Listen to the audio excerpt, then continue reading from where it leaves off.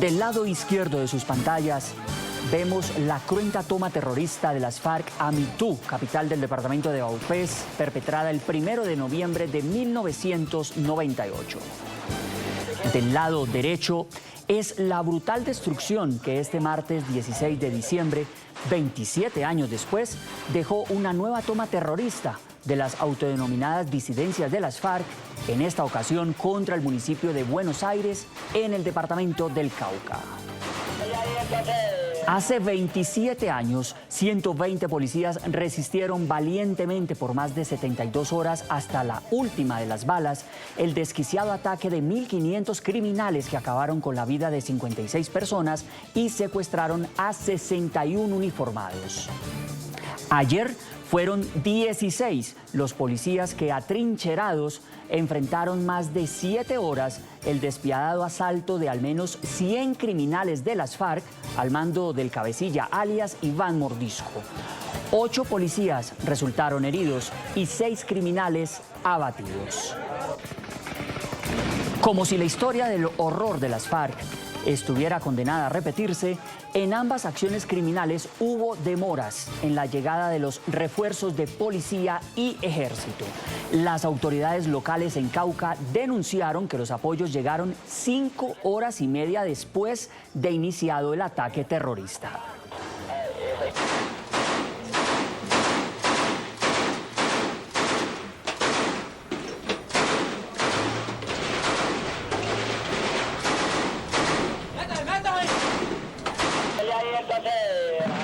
Con estas imágenes del paralelismo del horror de dos distantes épocas en un mismo país, La Noche, bajo la dirección de Claudia Gurizati, enciende las luces para que usted vea el punto clave de la noticia. Soy Jorge Adrián Orozco, bienvenidos, es un gusto acompañarlos.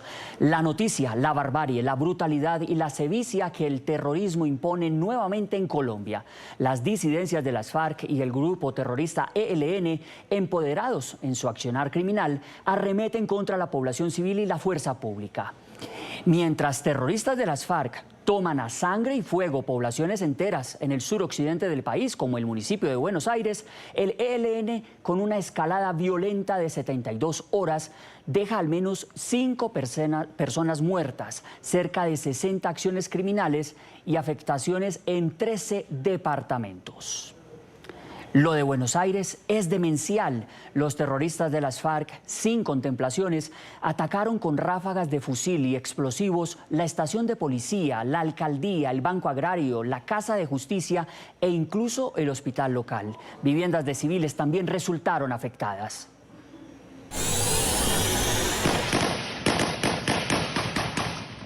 El municipio de Buenos Aires, en el norte del Cauca, se despertó con las disidencias intentando tomarse el pueblo.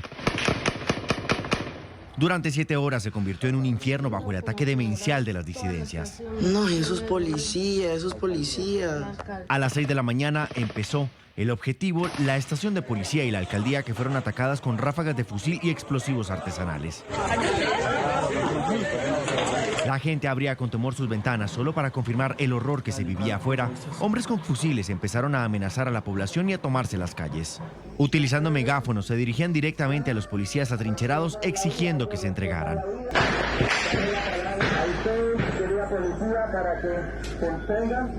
Desde las montañas, los disidentes apuntaban sus armas contra los uniformados. En las entradas y salidas al municipio dejaron cilindros cargados con explosivos. Buenos Aires quedó cercada. En aire, los militares intentaban recuperar el control mientras eran atacados. Al final de la arremetida, una explosión se escuchó en todo el municipio. Las disidencias atacaron la sede bancaria. Ay, la plata como vuela, mano. La plata, güey. No, esto parece película. El punto clave de la noticia: la población civil, aterrorizada por la feroz incursión de los criminales de las FARC, tuvo que buscar refugio, incluso en el cementerio, o huir hacia las afueras del municipio para proteger su vida. Mujeres con sus hijos de brazos y personas descalzas lograron salir de la zona urbana por algunas trochas. Audios grabados en medio de los momentos de zozobra describieron el horror y el miedo que azotó a los habitantes de Buenos Aires. Mamá, estamos corriendo, nos sacaron de la casa porque van a tirar unos cilindros bomba. Me sacaron a todos y nos sacaron de la casa y vamos corriendo para acá, para el cementerio descalzo. No, más que unos cilindros bomba que van a desaparecer todos los huesos por ahí. Ay, no, Dios mío, que nos cubra. No eran soldados, la guerrilla nos sacaron de la casa y dijeron que no fueran porque iban a reventar todo eso, entonces no tienen la oportunidad de salir de ahí. El punto clave de la noticia. ¿Qué dicen las autoridades? El coronel Gerson Bedoya, comandante de la policía en el departamento del Cauca, explicó que una serie de emboscadas y el mal tiempo retrasaron la llegada de los refuerzos al municipio de Buenos Aires. Aseguró que hubo más de 100 alertas de hostigamientos de los grupos criminales. Desafortunadamente, estos terroristas minaron la carretera, pincharon vehículos para frenar nuestro avance. Nos frenaron completamente nuestro avance.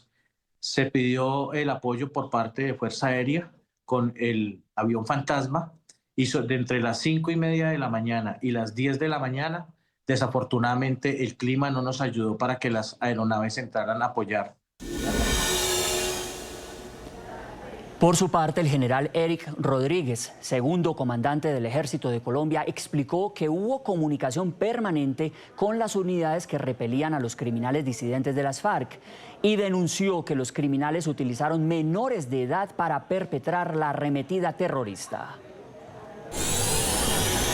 Incurrieron en delito de perfidia, ya que para llegar al sitio disimularon su movimiento vistiéndose de civil y una vez advirtieron la presencia de las tropas y de la Fuerza Aérea Colombiana en el territorio, lo primero que hicieron fue cambiar sus ropas y esconderse en la población civil de un caserío cercano a este municipio. Se tiene referencia también de participación de menores de edad integrantes de esta estructura en el ataque que realizaron el día de ayer. Saludo a nuestros invitados hoy en la noche. Luis Alberto Villamarín, teniente coronel de la Reserva Activa del Ejército Colombiano, consultor de seguridad, analista, columnista y escritor. Gracias por estar aquí en la noche. Muy amable por la invitación, Jorge Hernán. Nos acompaña también Óscar Rodrigo Campo Hurtado, congresista colombiano, representante a la Cámara por el Partido Cambio Radical por el departamento del Cauca. Fue gobernador de este departamento entre los años 2016 y 2019. Gracias por estar aquí en la noche. Un saludo afectuoso, Jorge Adrián, y gracias por la invitación. Congresista, comienzo con usted. ¿Qué más puede pasar en Cauca tras estas dolorosas jornadas para que el Estado colombiano le ponga atención a esto y dé por terminada esta ola de violencia? ¿Qué más tiene que pasar? Bueno, nosotros tenemos que hablar claro. Es que lo que sucedió en Buenos Aires no es nada diferente a lo que sucedió en Mondomo hace unos días, o lo que sucedió en el Carmelo del Cajibío hace algunas semanas, o lo que sucedió en el municipio de Jambaló.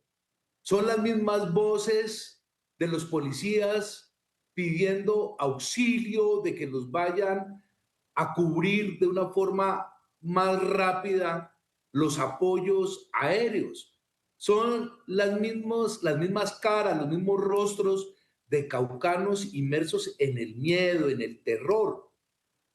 Es una fuerza pública que reconozco su valentía, pero que la pusieron a pagar la cuenta de cobro de los primeros años de una paz total que involucró unos ceses al fuego, que involucró a unos gestores de paz que sacaron de la cárcel para que siguieran delinquiendo, que bajó la moral de la fuerza pública, y hoy vemos cómo no es posible tener control territorial, cómo se va perdiendo el pulso en las principales vías del departamento, y lo que vimos y lamentamos en Buenos Aires no es más que el desgobierno que vive el Cauca. El Cauca está a la deriva. El Cauca no puede conciliar un Estado de Derecho porque sencillamente no hay un gobierno que haga valer el Estado de Derecho en este departamento. Y de verdad que lo único que estamos nosotros pidiendo es que haya un cambio en un gobierno que no entendió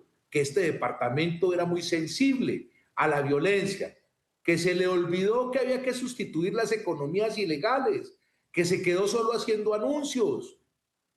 Y esto de verdad que tenemos que ponerlo claramente sobre el escritorio. El departamento está inundado en coca. La minería ilegal hoy campea por todo el departamento, siendo además un ecocidio sobre los ríos, y que la cuenta de cobro la tiene que pagar la fuerza pública, porque al final es a quienes le cobran, no solo de una forma violenta, con estas arremetidas que hemos visto como la de Buenos Aires, Mondomo, Carmelo, Jambaló y cualquier cantidad de poblaciones en el departamento del Cauca, sino que además los ponen a hacer erradicación forzosa, los ponen a atender todos los incumplimientos de un gobierno que se la pasó todo el periodo haciendo anuncios, generando expectativas, pero lo más importante de decir, llenando de frustración a la sociedad caucana.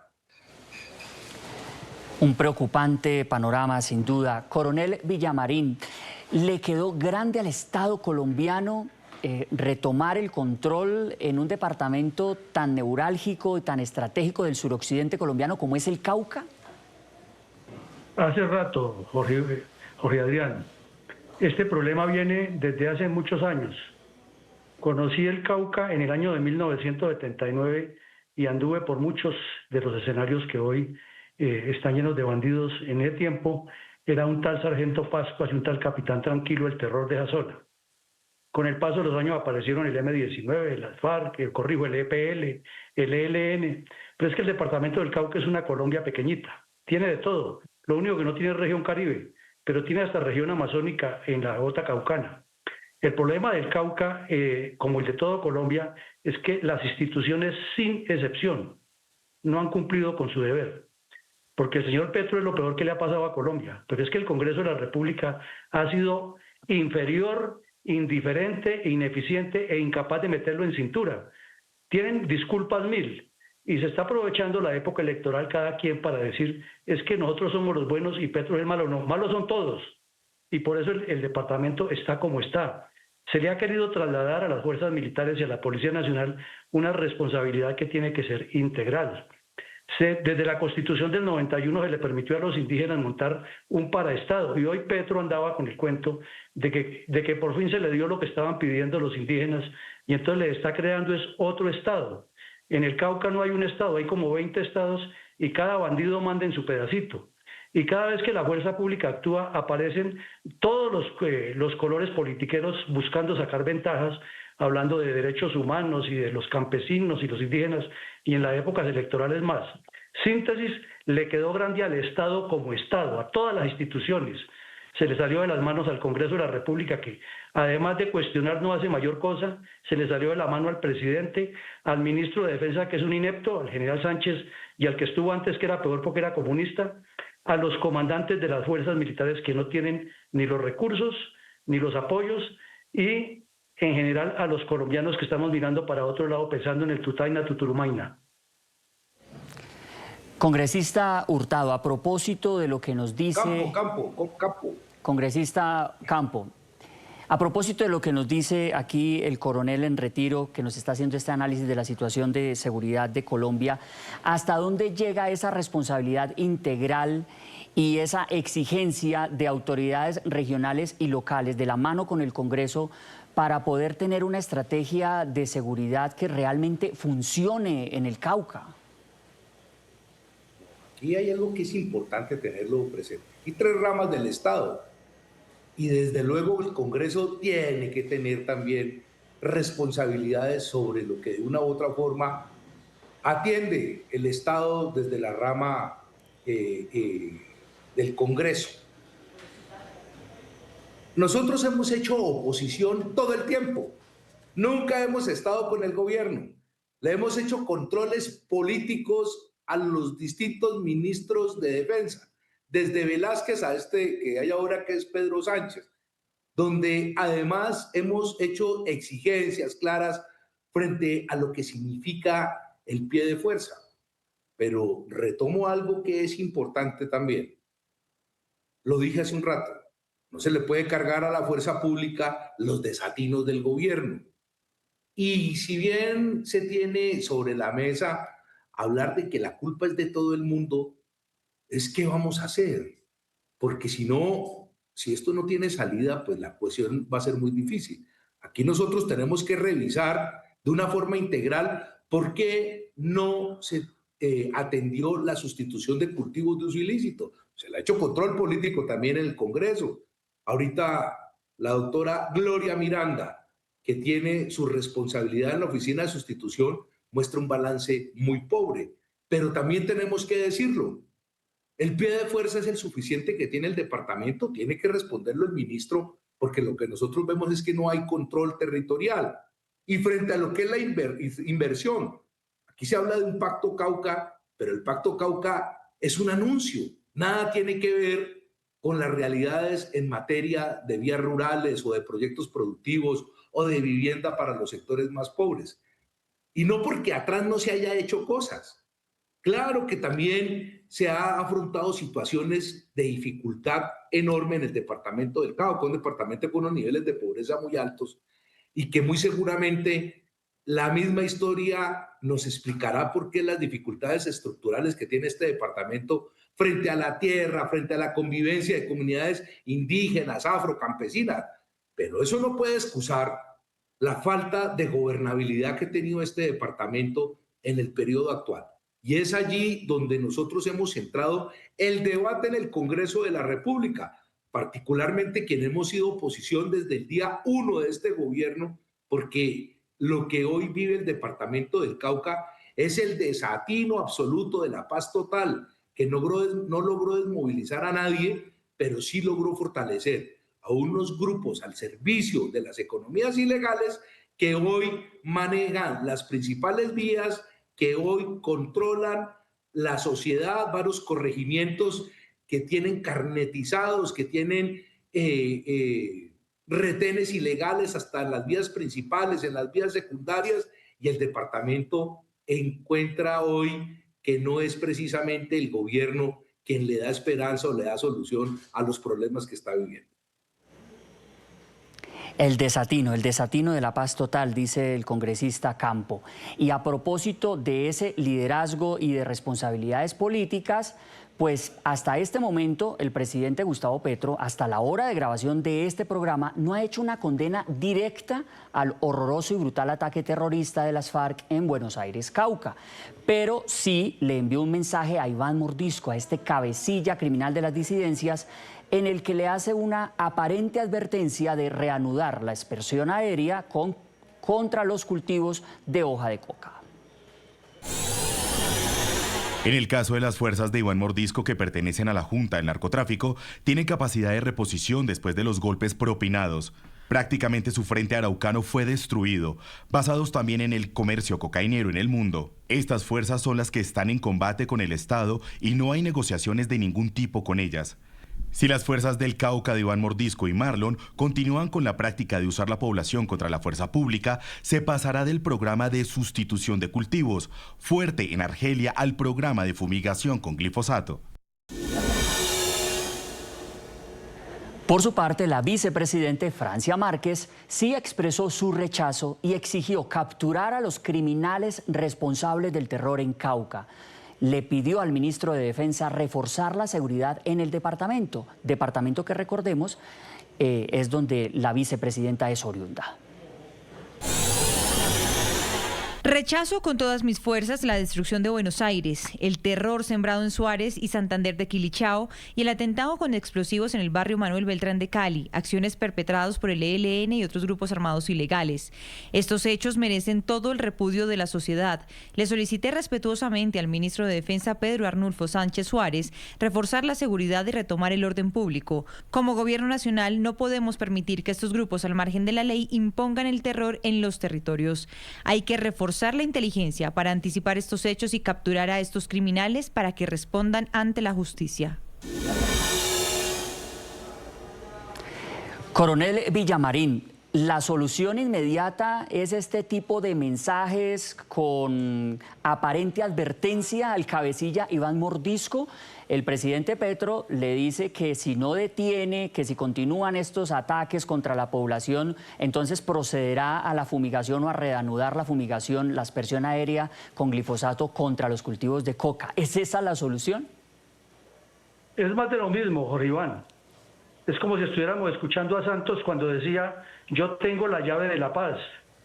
Aquí el problema de fondo es que el Congreso de la República, que es la principal entidad que debe propender porque se cumplan todas las actividades en Colombia, es decir, cumplir con sus funciones constitucionales, es la entidad que debe meter en cintura al presidente de la República y defender a los colombianos que los eligieron. Entonces, a Colombia le falta una ley de seguridad y defensa nacional que el Congreso de la República ha eludido intencionalmente porque les trae responsabilidades a muchos congresistas. Le falta que haya una estrategia, que las fuerzas militares graviten con claridad, que se desideologice la seguridad, la justicia y la paz con el argumento de la paz total y que a los bandidos hay que combatirlos y que al mando de las fuerzas militares se coloquen leones que comanden corderos y no corderos que comanden leones.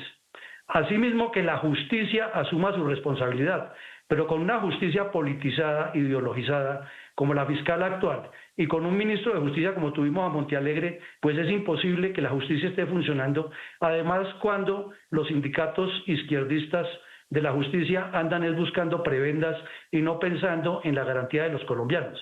Y las autoridades locales del Cauca, tanto departamentales como municipales, tienen que asumir su rol, porque es que los escuchamos decir siempre lo mismo, claman por la presencia de la fuerza pública y que vayan los soldados y policías a poner sangre para que les suplan los errores y hasta la corrupción rampante y latente que ha habido en ese departamento, que es el que más presidentes de Colombia ha tenido y es uno de los más quedados. Disculpas habrá mil, pero la podredumbre de la corrupción es alta en ese departamento y es responsable de lo que estamos viviendo ahora. Entonces aquí no se trata de lavarse las manos y echarle la culpa solamente al actual gobierno, que es lo peor que ha tenido Colombia, eso no lo discute nadie, pero es que eso viene acumulado y por lo que estamos viendo para los próximos periodos, vemos es la misma rapiña y deseo de poder y de mantenerse en los cargos y no de solucionar los problemas de fondo. Congresista Campo, usted nos decía ahora, y bien lo alertaba, que el departamento del Cauca está inundado de coca. Al 2023, según los reportes de la ONU oficiales, este departamento podría haber superado ya las 30.000 hectáreas. Hablamos de más de 30.000 hectáreas de esas 300.000 que, según expertos, ya tiene hoy el país en todo el territorio nacional. ¿Es la solución definitiva la aspersión aérea, retomar la aspersión aérea para quitarle esta renta criminal a Iván Mordisco, como lo advierte de alguna manera el presidente Petro a través de X, sin condenar directamente esta horrorosidad que está sufriendo Buenos Aires y los demás municipios del norte del Cauca? La aspersión aérea es un anuncio del presidente, como muchos de los anuncios que él hace, pero nosotros tenemos que ser claros. Aquí no hay absolutamente nada frente al tema de sustitución. La sustitución aquí ha sido un fracaso. Claro que puede haber aspersión aérea, pero la Corte Constitucional ha restringido áreas que con seguridad en el Cauca va a restringir gran parte de los sembradíos de coca. Y en esto también tenemos que ser más claros. Aquí lo que nosotros necesitamos es lograr no generar una cantidad de incertidumbre. Corrupción ha habido en todo lado. Es importante que la fiscal lo lleve, que miremos en el Congreso quién ha habido corrupción, los mandatarios quién ha habido corrupción, en la fuerza pública, quiénes han enriquecido a través de la economía ilegal, que aparentemente combaten, pero al final los patrimonios no corresponden a los sueldos que se ganaron. Eso es importante que se ponga claro sobre la mesa para que podamos todos decir que en el Cauca debe haber una agenda que marque un norte. Este gobierno no lo ha dado, pero aquí también hay que decirlo. Este es un departamento cafetero, este es un departamento que exporta café, este es un departamento que tiene una gente generando desarrollo. Y eso es clave decirlo también, porque si no, no hubiese un pulso entre ese Cauca que está en la ilegalidad, inmerso en la violencia, con un Cauca que clama también posibilidades, o si no, los parques industriales que generan empleo, o si no, las cadenas productivas que de una u otra forma abastecen, necesitan ante todo una mirada clara, y este gobierno no lo está haciendo. ¿Qué tenemos que hacer? Pues es el momento que un gobierno departamental debería convocar las distintas voces, no solo políticas, también sociales, gremiales, académicas. Es el momento para poder decir que el plan de convivencia en el departamento del Cauca no puede tener hoy movilizaciones y taponamientos a la vía panamericana, porque eso se va a trastocar con todos los hechos violentos que tiene este departamento. Así pues que aquí debemos nosotros entender, los que hemos vivido el Cauca, los que conocemos el Cauca, de que esta situación es muy compleja. Hoy nos tiene Buenos Aires y mañana nos tendrá otra población. Hoy hay control territorial en buena parte del departamento, no de la fuerza pública, lo tienen los que están al margen de la ley. Y eso es importante tenerlo claro, de que este departamento tiene que tener una mirada integral, sí, de la fuerza pública, pero no la fuerza pública pagando los platos rotos de los desaciertos de un gobierno. La fuerza pública atendiendo y combatiendo a estos grupos, pero también con una inversión que se ha hecho en otrora, pero en este instante es totalmente ausente a la realidad de la necesidad de los caucanos. Congresista Campo, muchas gracias por estar aquí en el programa La Noche y ojalá pueda en realidad hacerse una estrategia real liderada desde la Casa de Nariño para que esta violencia tan horrorosa en Cauca pueda finalizar de una vez por todas y que se pueda sobre todo controlar todas esas economías ilegales que alimentan a las disidencias criminales de las FARC y a otros grupos terroristas y criminales que operan allí en la región. Gracias por estar aquí en La Noche. A ustedes muchas gracias.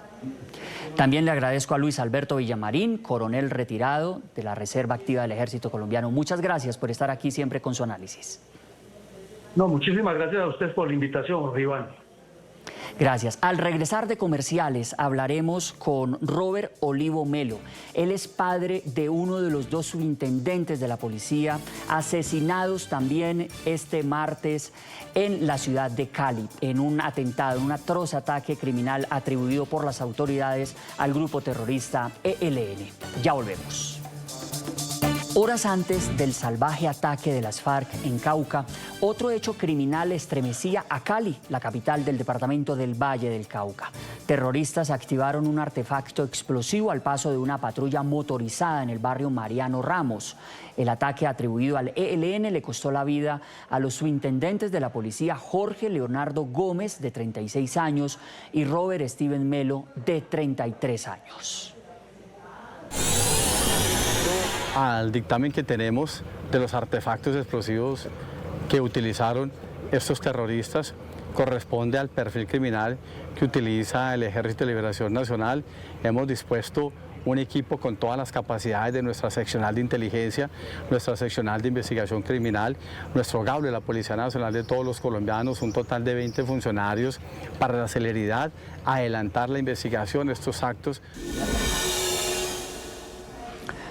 Robert Olivo Melo es padre del subintendente de la policía Robert Steven Melo, quien murió en este ataque terrorista en Cali en la madrugada del martes 16 de diciembre. En ese mismo atentado, como ya vimos, murió el subintendente Jorge Leonardo Gómez Ochoa. Señor Robert, bienvenido al programa La Noche. Le enviamos nuestro mensaje, por supuesto, de solidaridad, de fraternidad y todo el equipo periodístico ante esta difícil situación por la pérdida irreparable de su hijo, que entregó su vida protegiendo a la comunidad, protegiendo a la población de Cali.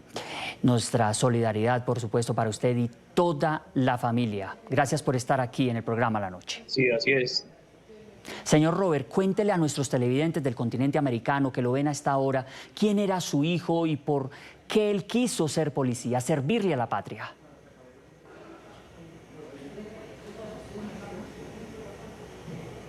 Él quería ser policía desde pequeño.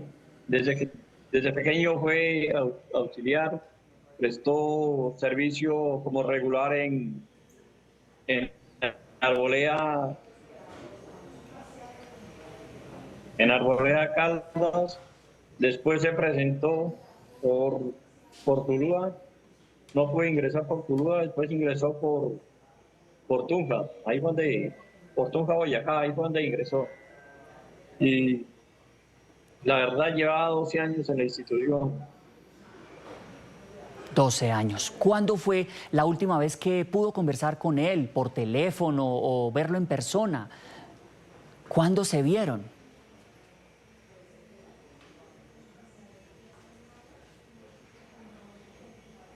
En persona estuvimos el martes pasado, estuvimos todo el día, que él tuvo permiso, estuvimos en Cali, donde él vivía. Todo el día estuvimos con él y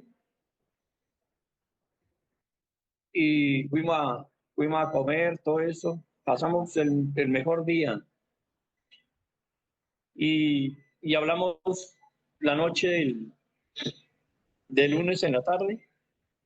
El lunes en la tarde estuve hablando con él a las 7, hasta las 7:15 de la noche. Estuve hablando con él, me estaba contando de sus proyectos, de sueños que tenía. Que el día de ayer, por ejemplo, madrugaba, terminaba turno y se iba para la casa. Como descansaba el día de ayer, el turno a la noche, y hoy entraba a mediodía a trabajar otra vez. A las 3 de la mañana, mi esposa de la madrugada se puso enferma. No podía respirar ni nada. Ella lo llamó a él le contestó. Antes de las 3 había subido un estado de la niña, de la sobrina, al celular. Lo llamó mi esposa, que estaba maluca, entonces dijo, no, llévela al hospital. Yo la llevé al hospital. A esa hora, nosotros vivimos en Praia. Y la verdad, el accidente fue como a las 3 y casi a las 4 de la mañana. A las 4:30, no sé a qué hora más o menos, no sé, no estoy bien seguro. Y la noticia me la dieron casi a las 6 de la mañana, cuando me informaron del suceso que había pasado. Proyectos que se han cegado por esta irracional violencia, señor Robert. ¿En algún momento él le manifestó su preocupación por esta difícil situación de seguridad que afronta Colombia? La verdad es que nunca me dijo nada ni nada. Solamente sé que a él le gustaba la profesión que había escogido. Yo le decía que se retirara y todo eso, pero él me dijo que eso era lo de él y que eso era lo que le gustaba.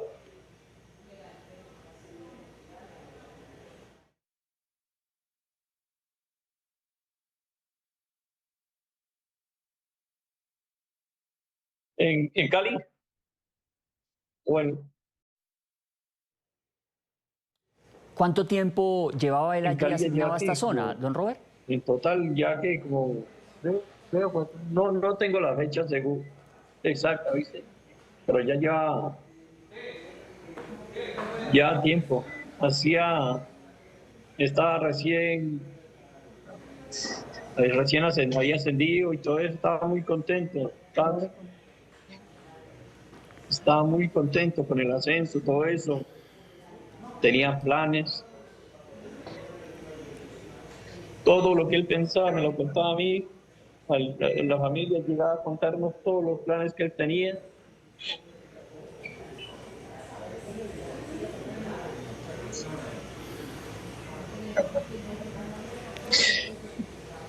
Esa pérdida, una pérdida irreparable que no tiene precio. Pérdida irreparable, Dios mío. ¿Cuántos hijos, don Robert, tiene usted? Él era el mayor, el menor. ¿Cómo queda el núcleo familiar después de esta tragedia?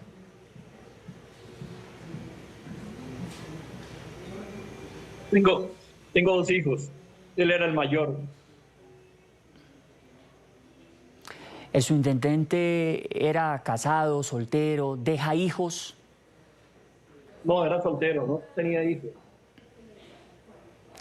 Aparte del sueño que él tenía de ser policía, cómo lo cumplió, qué más le gustaba a él, cómo pasaba el tiempo con ustedes en familia, cuáles eran sus hobbies, sus gustos.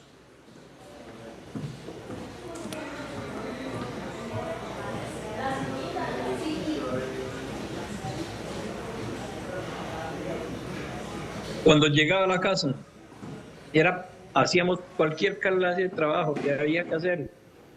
Decía, vamos a hacer esto, vamos a pintar la casa, vamos a hacer una cosa. A ver, no se estaba quieto en ningún momento. Él llegaba, vamos a hacerlo lo mejor que se pueda, decía. Teníamos proyectos ahora que llegaba iba a ir ayer, íbamos a pintar las rejas, todo eso de la casa. Tenía muchos proyectos, todo. Siempre nos apoyábamos entre todos, entre los cuatro que somos el grupo familiar. Don Robert, ¿cuál es el mensaje que le dice usted a los criminales que están cometiendo esos actos terroristas contra la fuerza pública, contra la población civil de manera indiscriminada? ¿Cuál es el mensaje para ellos? Yo les digo, que les perdone Dios.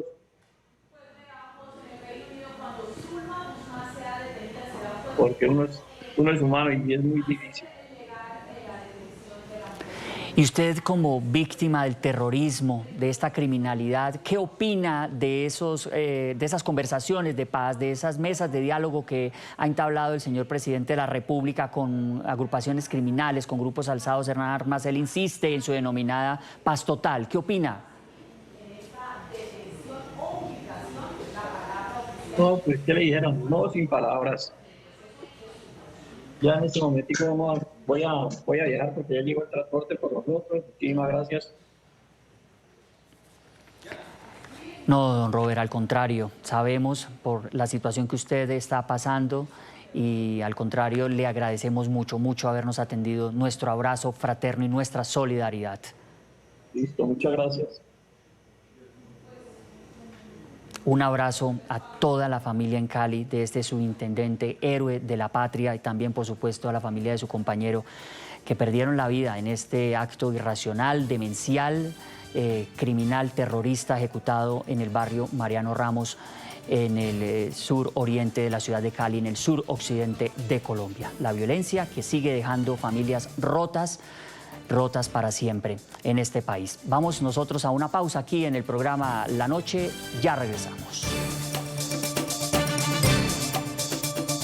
Gracias por continuar con nosotros en La Noche. Y es punto clave de la noticia de hoy el duro reclamo de la gobernadora del departamento del Valle del Cauca, Dilian Francisca Toro, al presidente Gustavo Petro, quien la calificó de mentirosa por decir que las regiones están solas en la guerra contra el crimen.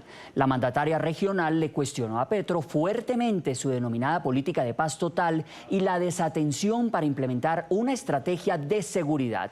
Le advirtió que tanto soldados como policías y civiles están siendo asesinados porque están desprotegidos. ¿Acaso es mentira que su proceso de paz total no ha sido ni total ni ha traído la paz? ¿Acaso es mentira que las capacidades aéreas, ventaja estratégica que tenía el Estado contra el narcoterrorismo, están diezmadas por ausencia de combustible y mantenimiento a las aeronaves? Sí, presidente, han sido asesinados soldados, policías, civiles, muchos de ellos porque están desprotegidos o porque la guerra con drones no está siendo atendida desde sus competencias en debida manera. Presidente, el Valle del Cauca, el suroccidente del país, necesita que usted se ponga al mando para recuperar la soberanía que se ha perdido en extensos territorios.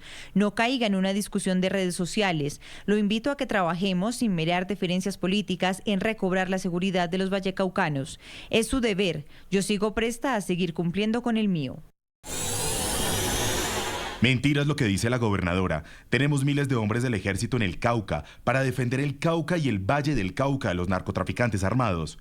Decenas de nuestros hombres enviados bajo mis órdenes para defender la ciudadanía caucana y vallecaucana han sido asesinados al servicio del pueblo. Así que deje de mentir, señora gobernadora. Y es que aunque el presidente Petro suspendió negociaciones de paz con el ELN el pasado mes de enero, insiste en invitarlos al diálogo. Y en lugar de cualquier condena a las acciones criminales del grupo terrorista, el mandatario prefiere llamarlos hermanos. Miren lo que dijo el pasado 3 de diciembre. Al ELN le digo, hermanos, hermanas, porque aquí todos somos hermanos, seres humanos que somos, hagan la paz ya. No hay nada que esperar. Bombazos, misiles ahora. Gente que nos insulta, gente que nos humilla. No, Colombia tiene que ser grande, pararse sobre los dos pies, tener un pueblo que no agache la cabeza nunca, que no se arrodille ante nadie, un pueblo que pueda ser vanguardia de la humanidad, enseñar cómo se hace una paz, cómo nos podemos ayudar, cómo podemos construir producción y riqueza, cómo nos podemos amar, porque al final la ayuda no es más sino es una expresión del amor. Como vemos, así Petro le insiste al ELN a ver si retoman conversaciones como las que actualmente mantiene su gobierno con las disidencias de las FARC, el autodenominado Estado Mayor de Bloques y Frente y la Coordinadora Nacional Ejército Bolivariano. Además, recordemos, Petro tiene una mesa de negociación con el Clan del Golfo, grupo designado recientemente por Estados Unidos como una organización terrorista extranjera. En la misma categoría ya están incluidos la Segunda Marquetalia, que opera desde Venezuela, el Estado Mayor Central, denominado MC, de las FARC, y el ELN. Pues estos últimos, a los que Petro llama hermanos, arremetieron esta semana con su denominado paro armado de 72 horas. La oleada criminal, según reportes preliminares de autoridades regionales, dejó cerca de 60 ataques, 5 muertos, entre ellos 2 policías, como ya vimos en la ciudad de Cali, víctimas de un artefacto explosivo. Entre los departamentos más afectados por esta ofensiva criminal del ELN están norte de Santander, Antioquia, Cauca, Cesar, Sucre, Chocó y La Guajira. Entre los hechos están la explosión de una motocicleta bomba en el peaje La Lizama, en la vía Bucaramanga-Barrancabermeja. 2 vehículos quemados, 7 artefactos explosivos instalados y 5 actos de proselitismo con banderas y pasacalles instalados alusivos al ELN. Luego del denominado paro armado de este grupo terrorista, el presidente Petro escribió este miércoles lo siguiente. El ELN, bajo el mando de alias Pablito, no es una guerrilla, es un grupo de ocupación que busca maximizar las ganancias de las economías ilícitas, cocaína y oro ilícito. En este momento no han controlado ningún río en sus regiones y el paro armado termina auspiciado, no por sus acciones sino por la misma prensa. Poner banderas e incluso explosivos es una debilidad militar, no una fortaleza. Debilidad militar, dice el presidente Petro a los integrantes del grupo terrorista ELN que han azotado a diferentes regiones del país, por lo menos 13 departamentos estas últimas 72 horas, mientras también las disidencias de las FARC hacen lo suyo. Atentados, criminales, terroristas, de toda la crueldad posible en el departamento del Cauca, en el suroccidente de Colombia. A todos nuestros televidentes los invitamos a que visiten nuestra página web NTN24. Leemos todas sus opiniones a través de las redes sociales del programa La Noche y de todo el equipo periodístico. Ustedes las ven aquí en pantalla. La Noche seguirá encendiendo las luces para que usted vea el punto clave de la noticia. Gracias por acompañarnos. Continúen con nuestra programación. Buenas noches.